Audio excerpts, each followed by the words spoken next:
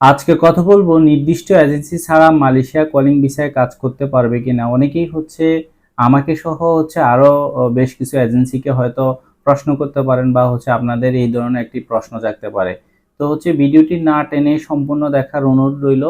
এই ভিডিওর মাধ্যমে আপনাদের সেই ধারণাটুকু আমরা চেষ্টা করব দূর করার জন্য। দেশ এবং দেশের বাহিরে যে যেখানে আছেন সকলকে এনআইট ইন্টারন্যাশনাল লিমিটেড RL 1316 এর পক্ষ থেকে স্বাগত জানাচ্ছি। কথা বলবো আজকে অলরেডি বলে দিয়েছি কি নিয়ে, নির্দিষ্ট এজেন্সি ছাড়া কি মালয়েশিয়া কলিং ভিসায় কাজ করতে পারবে কিনা। প্রথমত আপনারা জানলে খুশি হবেন, অলরেডি সরকার ঘোষণা, উভয় দেশের সরকার ঘোষণা দিয়ে ফেলছেন BOSL এর মাধ্যমে আগামী আগস্টের শেষ সপ্তাহে লোক প্রেরণ করবে বাংলাদেশ থেকে। অর্থাৎ বাংলাদেশ থেকে আগস্টের শেষ সপ্তাহ থেকে লোক যাওয়া শুরু করবে BOSL এর মাধ্যমে। পরবর্তী ধাপে আমরা দেখতে পারবো মালয়েশিয়া থেকে কিছু নির্দিষ্ট লাইসেন্সের নাম ঘোষণা আসবে, যারা মালয়েশিয়া কলিং ভিসা নিয়ে কাজ করতে পারবে। হয়তো এই ধরনের মেসেজ আসে, বাংলাদেশে একটি হাইপ উঠতে পারে, হ্যাঁ মালয়েশিয়া এই লাইসেন্স গুলাই মালয়েশিয়া কাজ করতে পারবে। তো আসলে এই লাইসেন্স গুলা কাজ কি, এই যে নির্দিষ্ট লাইসেন্স গুলার কাজ কি সেটা আপনার আগে জানতে হবে। প্রথমত আপনি 2022 সালের যদি হিস্টোরিটা একটু দেখেন, বা 2018 সালের যদি হিস্টোরিটা দেখেন, এই যে নির্দিষ্ট লাইসেন্স গুলার কাজ মূলত প্রসেসিং করা। এখন ধরেন এই যে 2200 থেকে 2300 রিক্রুটিং এজেন্সি আছে যারা, তারাও তো ভিসা উত্তোলন করবেন, তারা তো ভিসা কিনবেন। মূল কথা ভিসা যারা কিনেন তারাই ভিসার মালিক। আর আপনি ভিসা কিনলেও আপনি কি করতে হবে, ওই যে আপনার এজেন্সিতে আপনার রিক্রুটিং লাইসেন্স থাকলেও কিন্তু আপনি প্রসেসিংটা আপনি করতে পারবেন না। আপনার প্রসেসিংটা করতে হবে ওই সরকার ঘোষিত 25টা বা 20টা এজেন্সির মাধ্যমে কিন্তু আপনি প্রসেসিংটা করতে হবে। গত বছর আমরা দেখছি প্রথমত 20-25টা লাইসেন্স ঘোষণা হয়েছে, পরবর্তীতে 2022 সালের কথা বলেন, পরবর্তীতে 100টা ঘোষণা হয়েছে। অর্থাৎ বাকি এজেন্সিগুলো যারা এই যে ম্যান পাওয়ার বা কলিং এর সাথে জড়িত, হ্যাঁ কেউ 300, 400, 500, কেউ 1000, কেউ 5000 ভিসা নিয়ে আসে।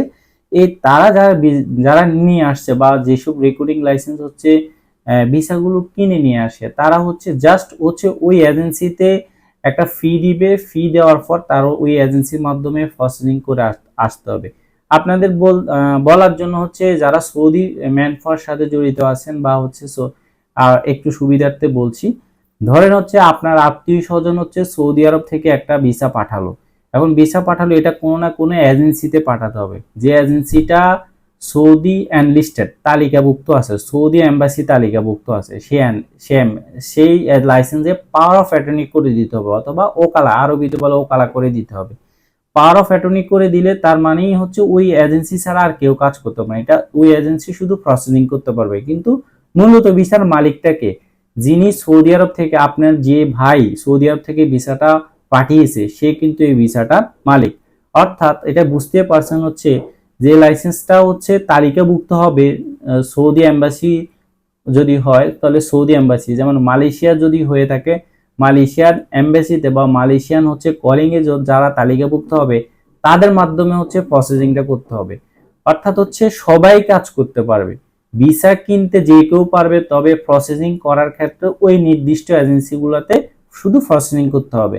এখন শুধু প্রসেসিং ফিটাই তারা নিবে। যেমন আমি যদি আরেকটা উদাহরণ দেই, গত বছর নিজাম হাজারি, আওয়ামী লীগের একজন এমপি ছিলেন নিজাম হাজারি, সে কিন্তু রিক্রুটিং এজেন্সি কিছুই বুঝেন না। তার অফিসটা ছিল আমাদের যে অফিস চায়না টাওয়ার পার্শ্ববর্তী আমার পশ্চিম টাওয়ার, ওনার পূর্ব টাওয়ারে। ঠিক উনি কিন্তু হুট করে ওই নির্দিষ্ট তালিকায় কিন্তু উনি চলে আসছেন, কিন্তু উনি কিন্তু ম্যান পাওয়ার সম্পর্কে উনি অত ভালো অবগত না, তারপরে ওনার লাইসেন্সটা চলে আসছে। কিন্তু শুধু উনি কি করছেন, উনি প্রসেসিং করছেন কে জানে, আমার জানা মতো উনি ওনারা ভিসা বেচা বিক্রি করতে পারছেন কিনা বা কাজ কিনছেন কিনা খুব একটি আমাদের ধারণা নাই। তবে এই আসলে মূল কনসেপ্ট। তো আমার মনে হয় আপনাদেরকে বোঝাতে সক্ষম হয়েছি। সবাই কাজ করতে পারবে, বাজার সবার জন্যই উন্মুক্ত। তো ধন্যবাদ, আজকে এই পর্যন্তই। আমাদের অফিসের ঠিকানা ঢাকা নয়াপল্টন, চায়না টাওয়ার, পশ্চিম টাওয়ার, লিফটের 8-এ এনআইট ইন্টারন্যাশনাল লিমিটেড, RL 1316।